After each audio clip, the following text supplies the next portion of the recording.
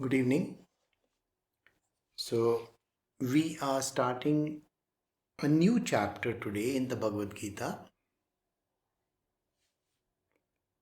and that is chapter 10. Now, in this chapter, we are going to understand the divine glories of Krishna, which means what exactly is Krishna or who exactly is Krishna. We can't even say what or who because it is an enigma. Nobody can understand. So yet we Krishna is going to give us an explanation about who he is and what does he represent. So you can listen. We are doing the Srimad Bhagavad Gita chapter 10 verse 1. Sri Bhagwan said, Arjuna, hear once again my supreme word, which I shall speak to you, who are so loving, out of solicitude for your welfare. Though Krishna had given Arjuna an understanding of who he is, but yet Arjuna doesn't understand. So, what does this statement translate into? Krishna's avatar or who Krishna is, it is something which can never be understood. Even if Krishna tells you these words, who he is, still the human being will not be able to grasp and understand what he is saying. It is because it's in a coded language. So a little bit of decoding is necessary. So here Krishna is saying, see, I have told you before, and now also I am going to tell you about who I am. So try to understand who I am. I really care for you, Arjuna, and that is the reason why I want to tell you who I am. So I shall speak to you about who I am. We are doing verse 2 now. This is chapter 10, verse 2 from the Bhagavad Gita. Neither gods nor the great sages know the secret of my birth. For I am the prime cause in all respect of gods as well as of the great seers.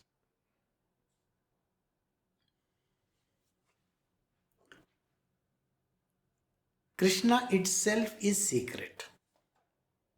Now, his birth, when we think of Krishna's birth, Krishna himself is saying it's a secret by itself.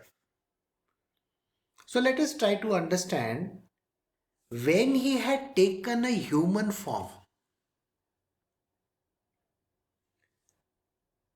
Now we are talking about the Sri Krishna, that the one who is giving the exposition on the Bhagavad Gita. So let us try to think about this Krishna.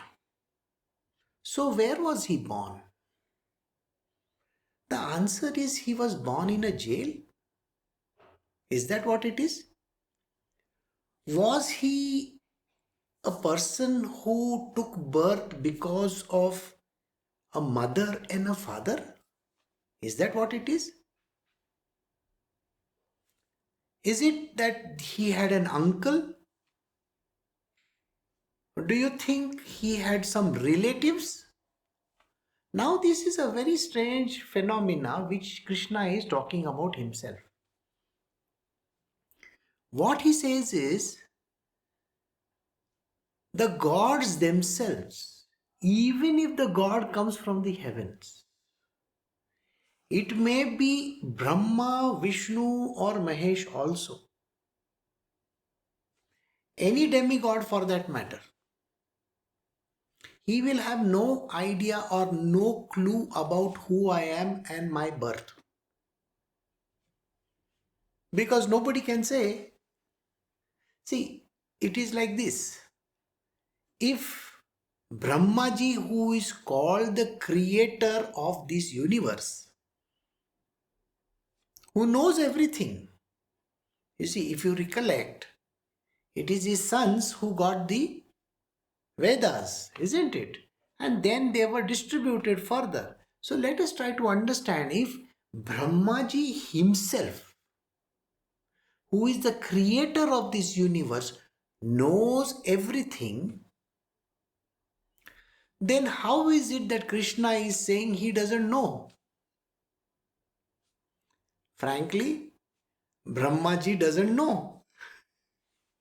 There is a beautiful story in the Srimad Bhagavatam where Brahmaji hears that there is a young boy in Gokul Vrindavan. He is a cowherd and he does a lot of miracles. This miraculous journey of his life is known to Brahmaji. Somebody tells Brahmaji this. Now Brahmaji says, "Oh, I got to go and see."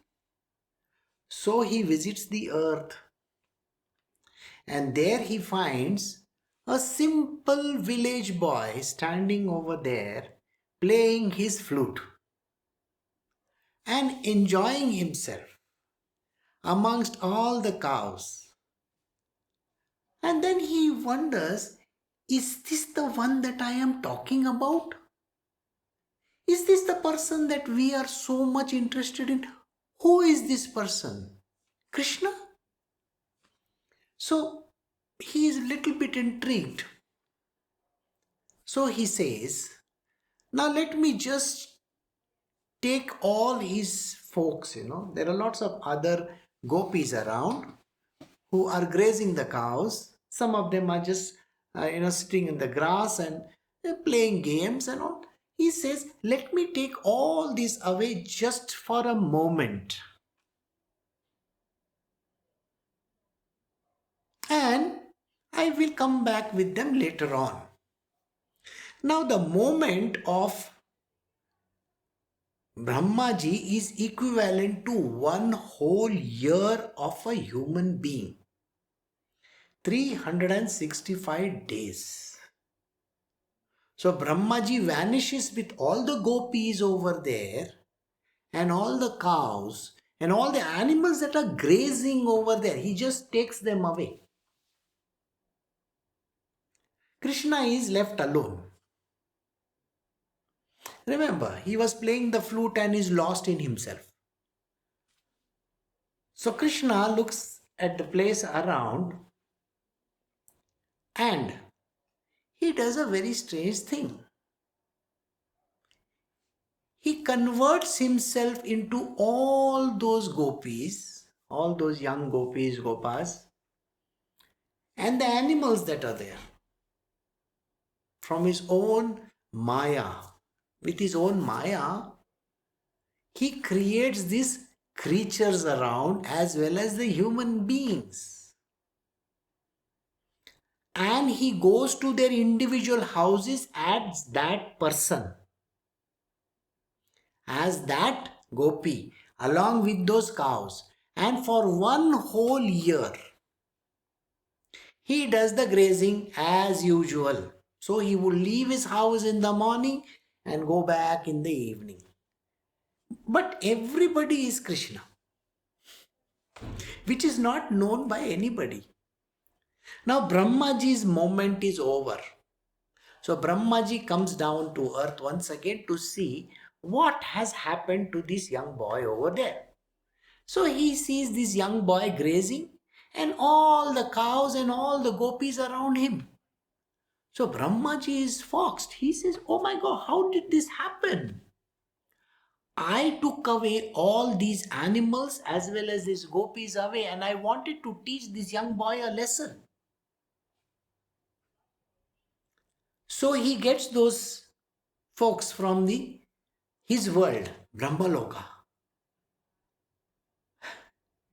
And he sees two of them, one on this side and one on this side. So he is really very puzzled. Krishna, by his Yoga Maya, the yoga shakti that he has, makes this other children and cows vanish. And the original are back in place. So Brahmaji visits Krishna and says, I did not realize who you are. You are that Parabrahma, the absolute ancient one, the one whom we call Krishna, the one with no name also. Krishna really doesn't have a name. People call him Krishna. So the Krishna name was given to him. You may be surprised to know that that ancient one doesn't have a name.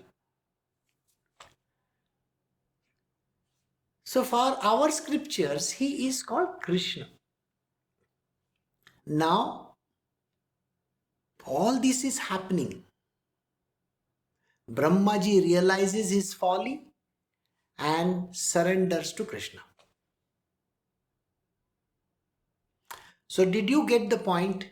Here, a great one like Krishna cannot be recognized by even Brahmaji. That is why he says, neither gods nor the great sages know the secret of my birth. Even the sages have no clue about it. The sages are called the repository of knowledge. They have knowledge. And yet they have no clue of who Krishna is. And when was his birth? That itself is the biggest question mark. We are talking about his birth in the second divine unmanifest, which could not have happened because he is eternal. And then we talk about his birth on earth. That also is questionable because nobody knows. A child appeared, okay, in front of his mother Devaki, and she gave the child to her husband and said, please take this child away, otherwise my brother will kill him. All the doors opened and he had to wade through Yamuna. But the moment Krishna's foot touched the waters receded and he was able to take the child to Vrindavan. Now this is a story.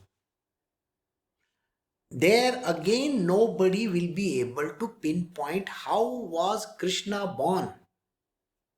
Nobody can say. And every time when Krishna is coming to earth, whenever he takes a form, his birth is a mystery. Nobody can understand it.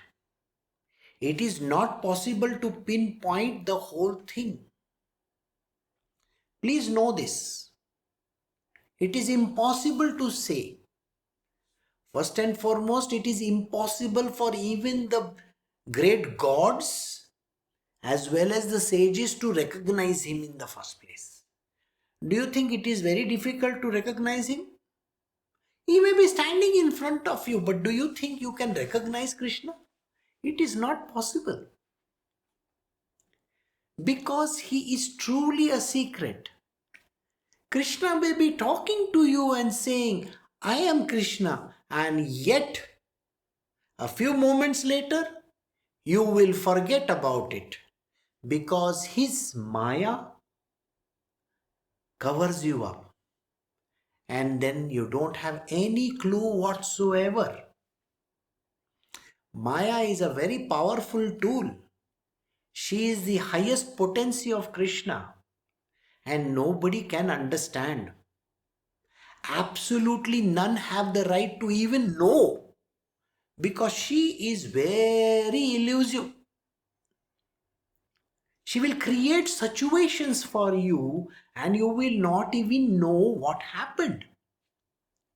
Maya is such a delusive force that even Narada got carried away by it. Remember, Narada is the highest devotee of Krishna.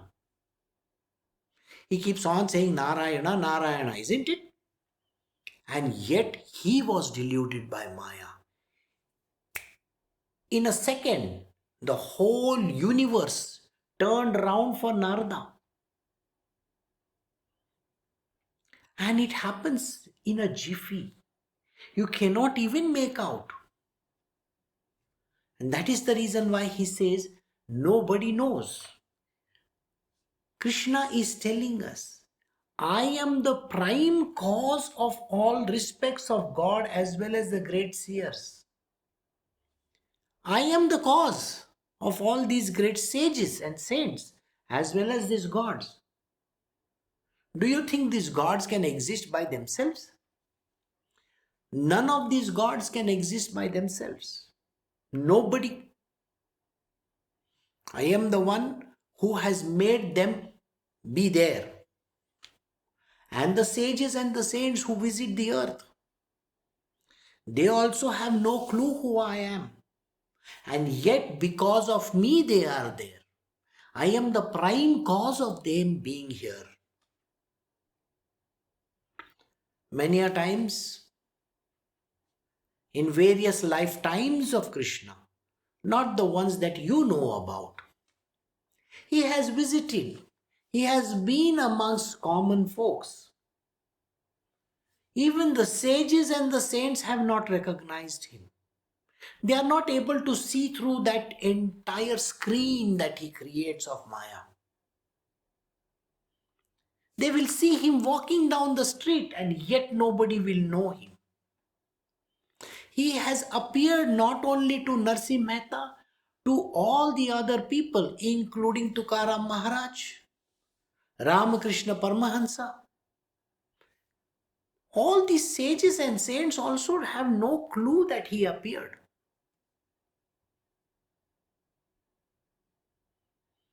The great poem, which was written in Orissa by a very great poet, was completed by Krishna himself. He appears and disappears. So, all these demigods, Brahma, Vishnu, Mahesh, all these other demigods that are there, they also have absolutely no clue. It is with the executive power that he has. That is what he is doing. He becomes the prime cause of their existence. So we go to the next verse. We are doing chapter 10 from the Bhagavad Gita, verse 3. He who knows me in reality as birthless and without beginning, and as the Supreme Lord of the universe, he, undeluded among men, is purged of all sins. Can you name one person on this planet Earth today who can fit into this bracket? There isn't. He who knows me in reality. Can anybody know Krishna in reality today? It's not possible. They may have a glimpse of him just for a moment, like this. It may appear in front of their eyes, oh, this is Krishna. But the next minute they get covered by Maya. And that is the reason why in this Kali Yuga today, it is not possible to know him at all. You will wonder why it is. I will answer this at the end of this satsang. Why cannot Krishna be known by everybody? So let us see what he says just now. He who knows me in reality as birthless and without beginning. Birthless Krishna has never taken birth. Do you get the point? He has never taken birth. In the second divine unmanifest, he was never there to take birth. Likewise, if he takes up a life today, it will be not with any human birth. He cannot be born through a body. Did you get the point? He will not be born through a body at all. So he is birthless. Then he says, I am without beginning. Now what is the meaning of the word beginning? Beginning means there is always something which we say, oh, it began over there. It's like we began our satsang. Okay, at 4:30. We see the clock and we say, oh, we began at 4:30. It's a relative time.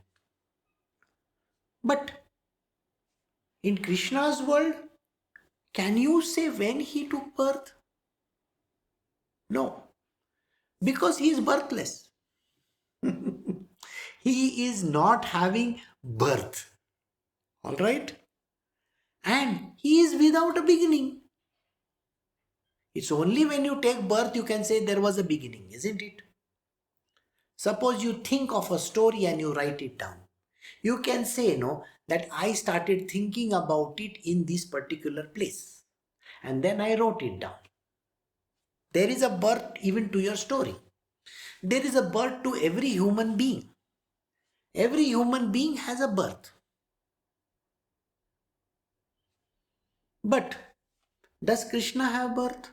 No, he doesn't, because he is birthless. It's a phenomena. It's a secret.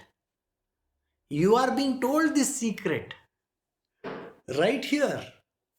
Can you imagine what is being said just now? He is birthless and he is without beginning. And as the Supreme Lord of the universe, he is the Supreme Lord of this universe. He is undiluted amongst men and is, suppose this Supreme Lord is recognized by this great person. Let us say there is a person who is able to see through the facade and is able to recognize Krishna. And this should remain continuously, not just for a minute. No, not just for a minute. This illusion which you can think of remains constant. And then that idea, I know this is Krishna, if it stays with him or her. See, when I say him, it means her also. So if this knowledge stays with that person, he will be purged of all sin, which means there will be no karma whatsoever. See, here is the story about Krishna. And Krishna says that this is what it is. So I am birthless. If I am birthless means I don't have parents, no? I don't have parents. Secondly, I am without any beginning. And because I am without any beginning, how can anybody say that I started at what point in time? Did you get the point? Now these two things have to be understood. Now let us take one example. You see, if anything is happening in this world, you can pinpoint it and say this is the time it happened. I will give you a very strange incident which occurred to me. I had gone to meet Sant Jnaneshwar to his samadhi. And I visited at that time Dehu Alandi. It's near Pune. So I was going to meet Sant Jnaneshwar. Now the door was closed. And it was afternoon time, I believe, and nobody was allowed inside. They opened the doors at certain point in time. So, there is a raised platform over there. I went upstairs to that raised platform and I saw Jnaneshwar Maharaj and Tukaram Maharaj sitting over there talking to each other. I just stood there for some time, listened to them, what they were saying, and then I walked away from there. They didn't notice me. Do you think the people noticed them? Nobody noticed.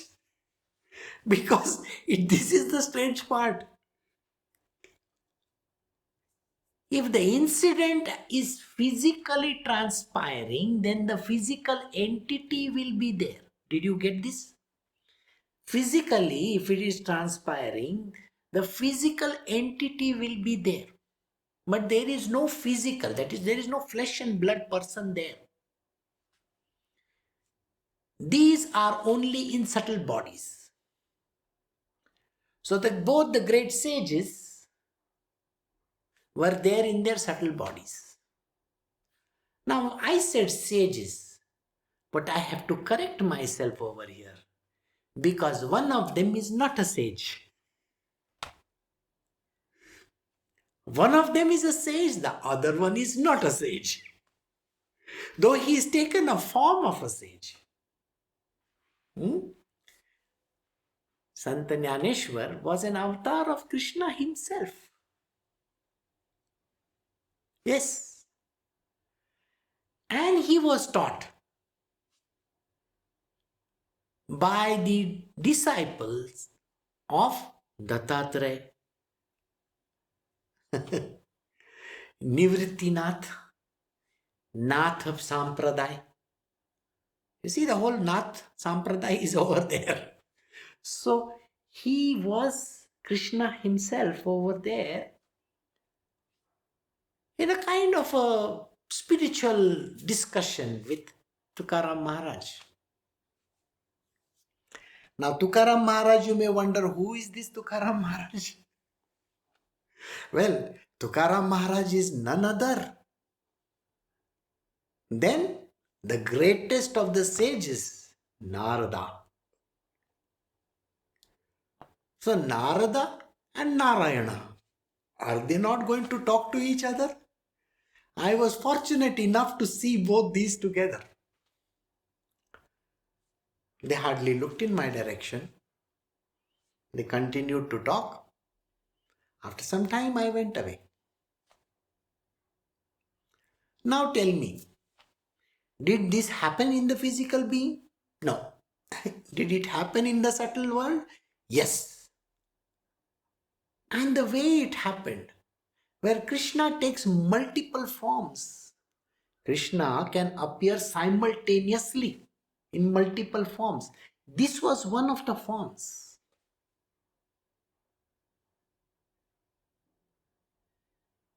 And later on in the same place, in the same location, many years later, Krishna appeared once again in the four-armed form over there. Of course, to satisfy a devotee. In the same place, he appeared in a four-armed form. But it was momentary. Just like that. So I hope you understood. This is the thing. Delusion is the main reason why people don't understand and recognize him. But if there is a fortunate person, just like Tukaram Maharaj, a fortunate being, the fortunate being who saw the four-armed form, if that fortunate person is there, then that delusion, if it is not there in that person, remaining undeluded, is purged of all the karmas. Every karma, every sin from that person's life will be wiped clean. And this is the truth which Krishna is telling Arjuna. So we move to the next verse now. The next verse is about what he is and how you can identify. So we are doing chapter 10 from the Bhagavad Gita, verse 4 and 5. Reason, right knowledge, unclouded understanding, forbearance, veracity, control over the senses and mind, joy and sorrow, evolution and dissolution, fear and fearlessness, non-violence, equanimity, contentment, austerity, charity, fame, obloquy. These diverse traits of creatures emanate from me alone. These traits, they come from Krishna directly. They emanate from him. So if there is a truly great devotee of Krishna, then he has perfect reason. He can reason anything out. He has reason. He knows everything. The knowledge is at his fingertips or at the tip of his tongue. He has a perfect understanding. The knowledge is so perfect that nobody can dispute it. Please understand, knowledge can be disputed also. Even the right knowledge can be disputed.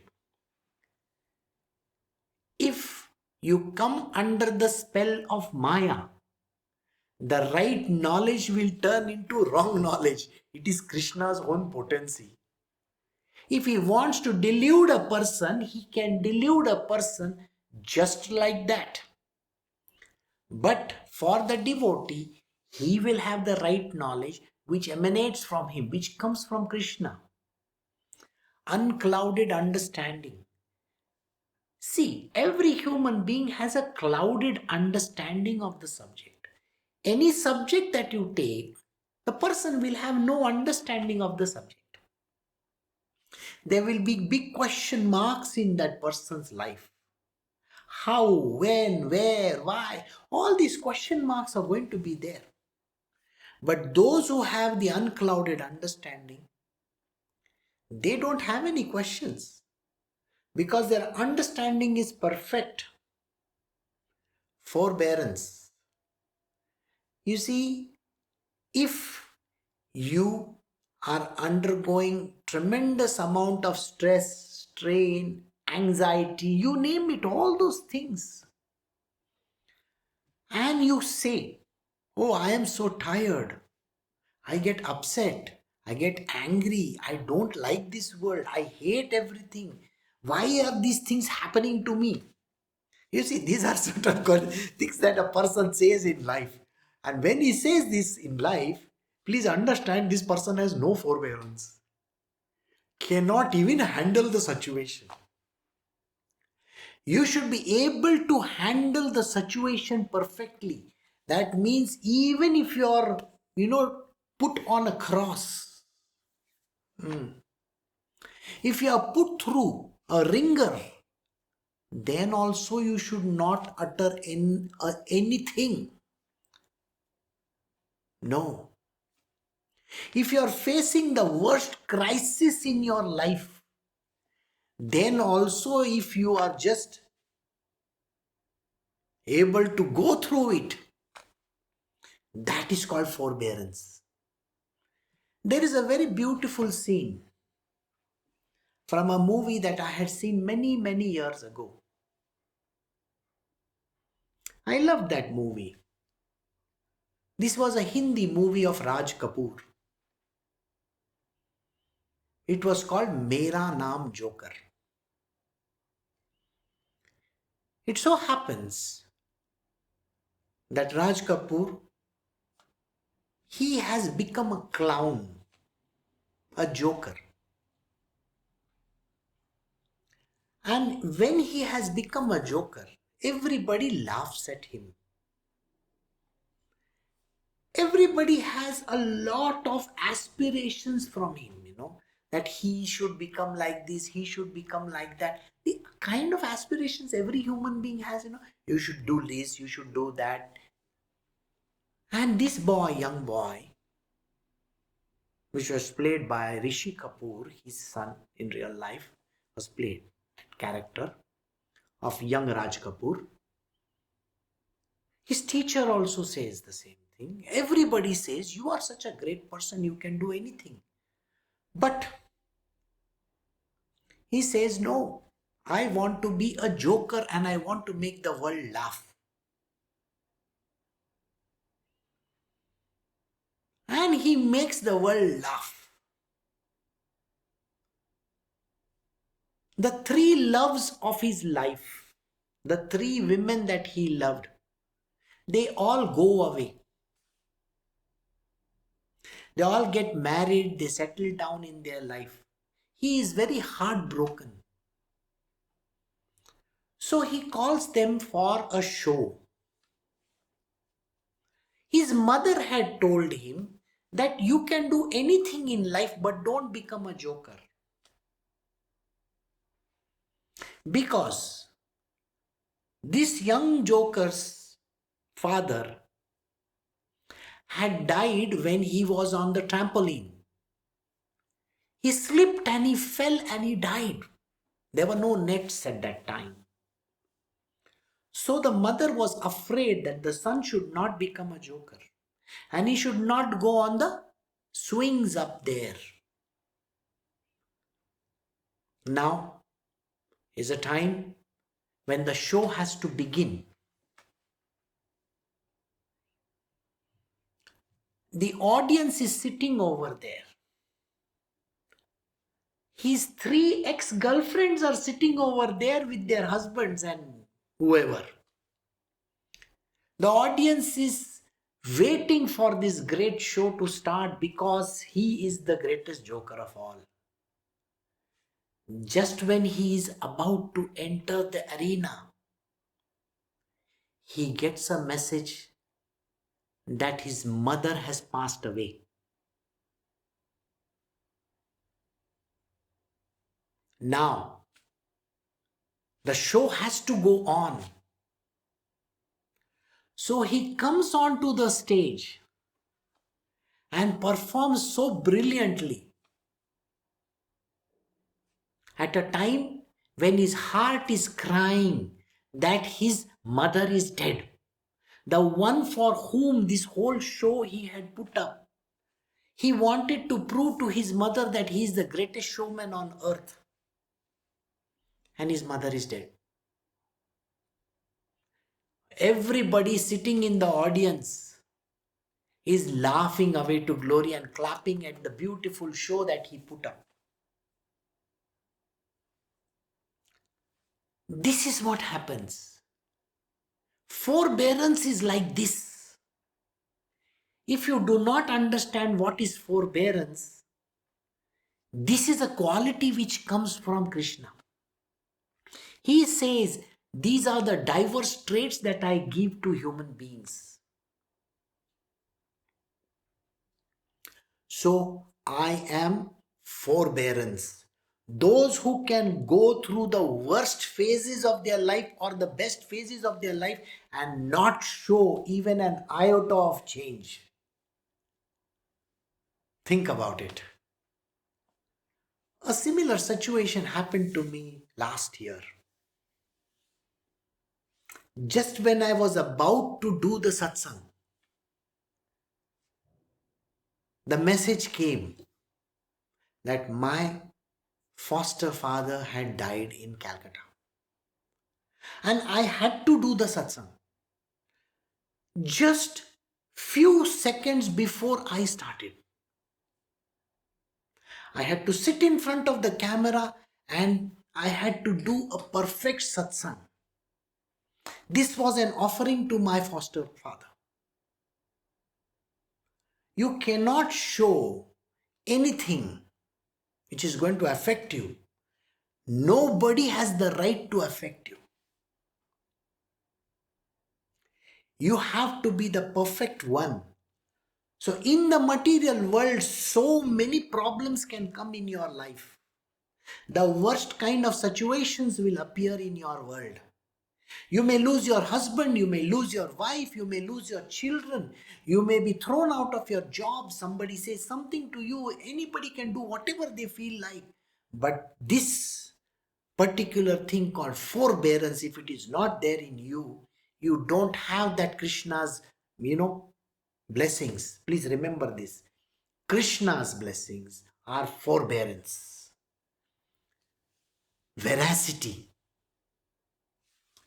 You see, how many people can tell the truth? First and foremost, how many people can face the truth? The truth is very difficult to face. You should know this. People are not able to manage the truth.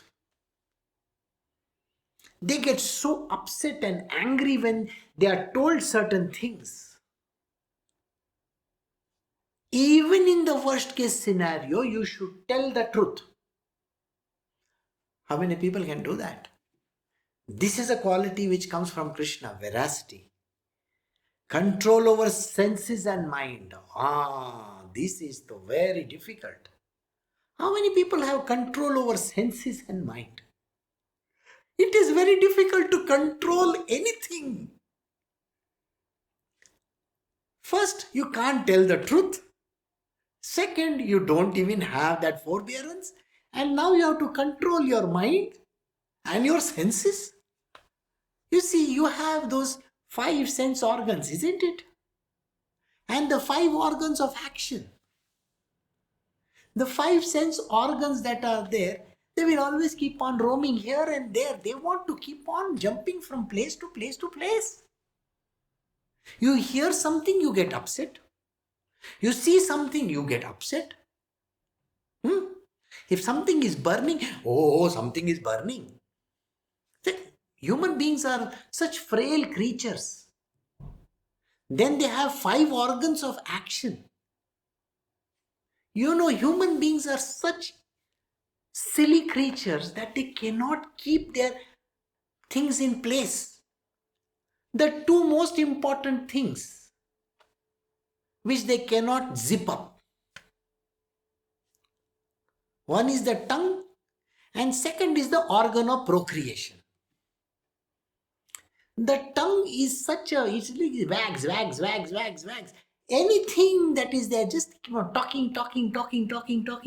talking. Useless talk.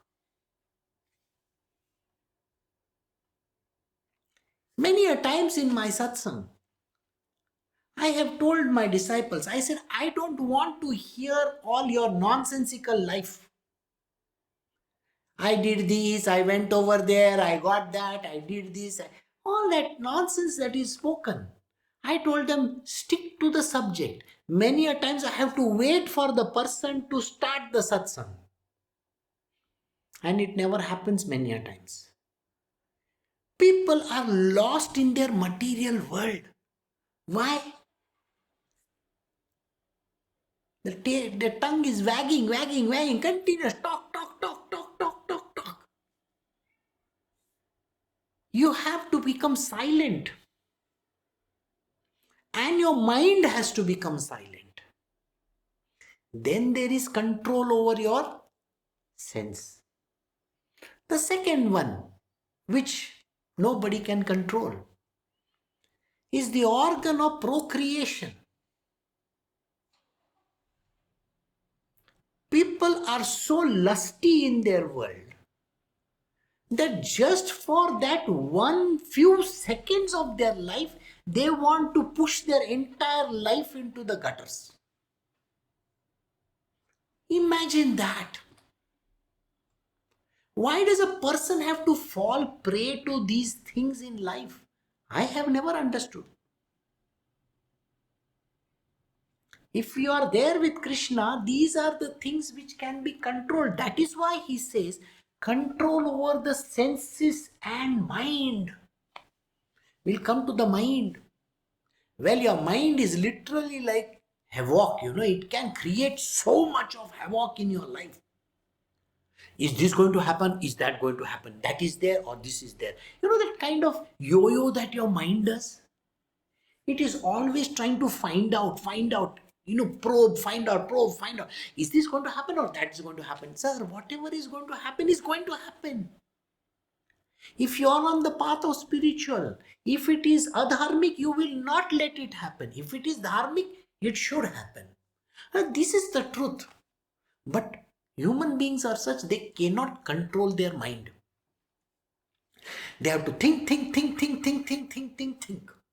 There are people who don't even sleep. Why? Because they think, continuously thinking. You see, in my world, I have my 9 o'clock is my shutdown. I don't entertain anything.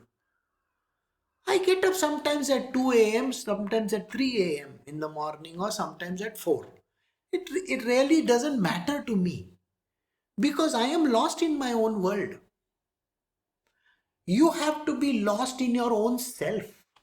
Your self is your biggest friend. The world is your enemy. So this is the truth. Joy and sorrow. Both these come from Krishna, by the way. Joy also comes from him and sorrow also comes from him. We have joyous state in our life.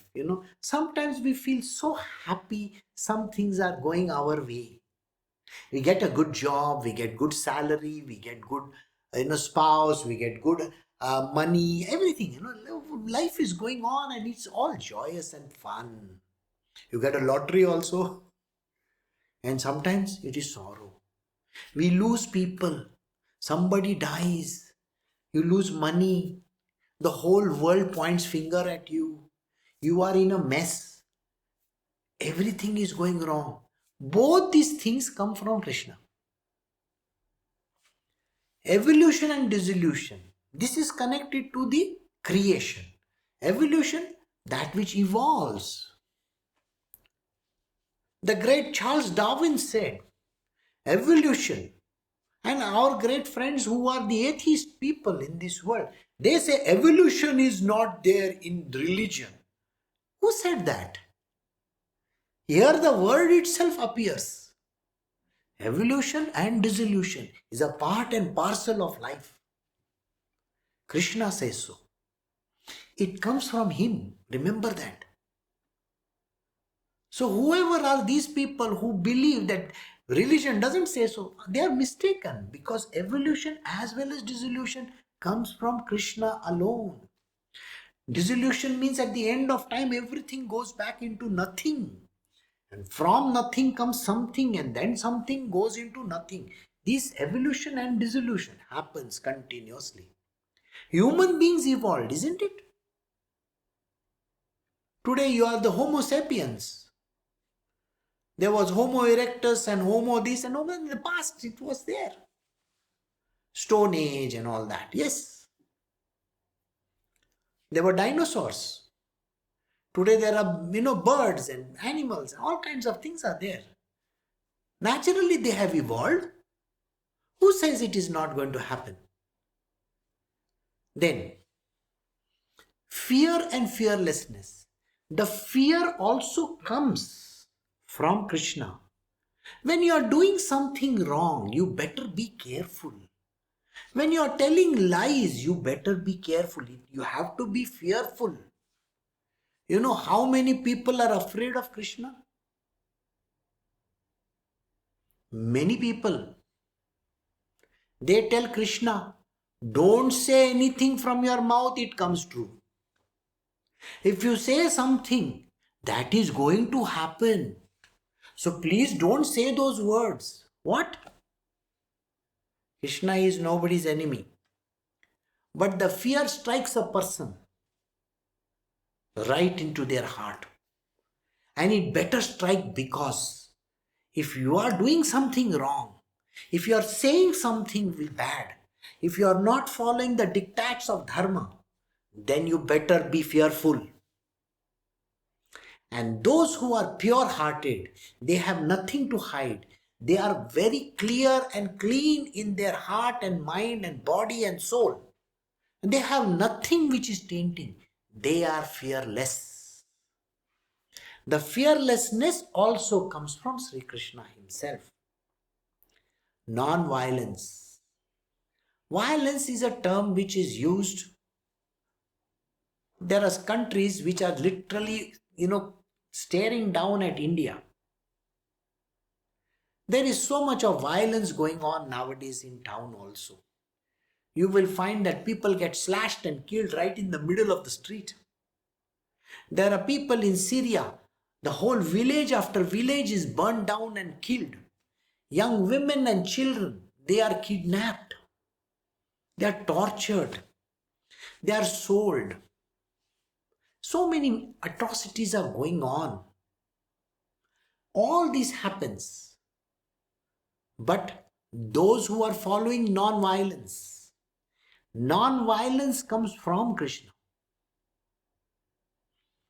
Equanimity of mind.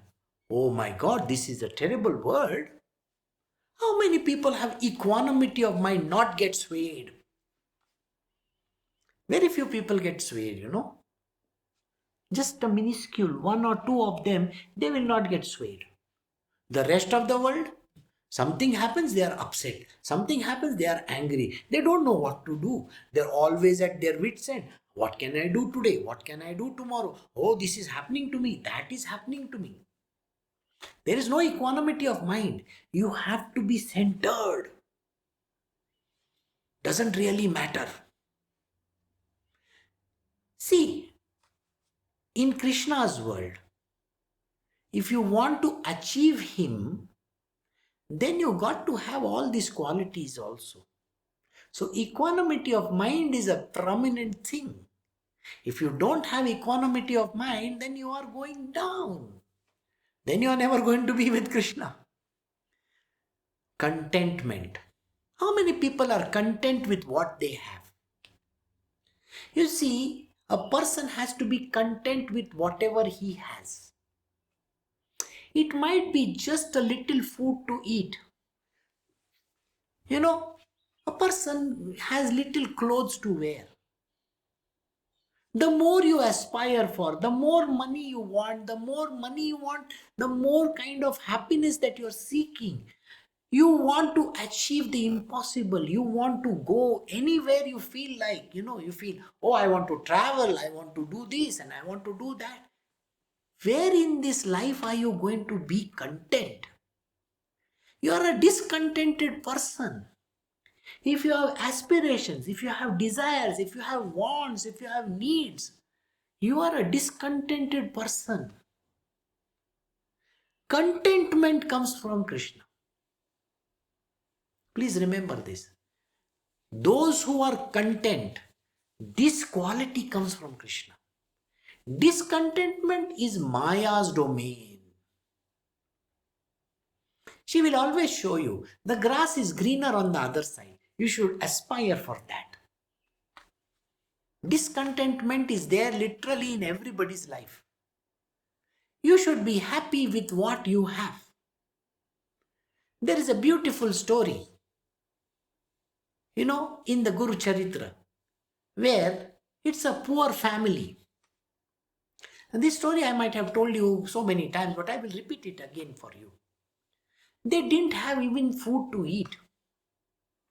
They called their Guru home. The man calls his Guru home. The Guru comes over there, Narasimha Saraswati, he comes over there. It's a Dattatraya's avatar. So they have one ghevda plant of a bean plant outside their house. So they make the vegetable of ghevda, the beans. They cook that in a dal and they offer it to him. He eats it. And then while going out of the house, he pulls the plant out and goes away.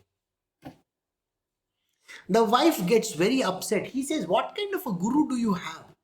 That one gave a plant which was giving us our nourishment and food, he removed that also.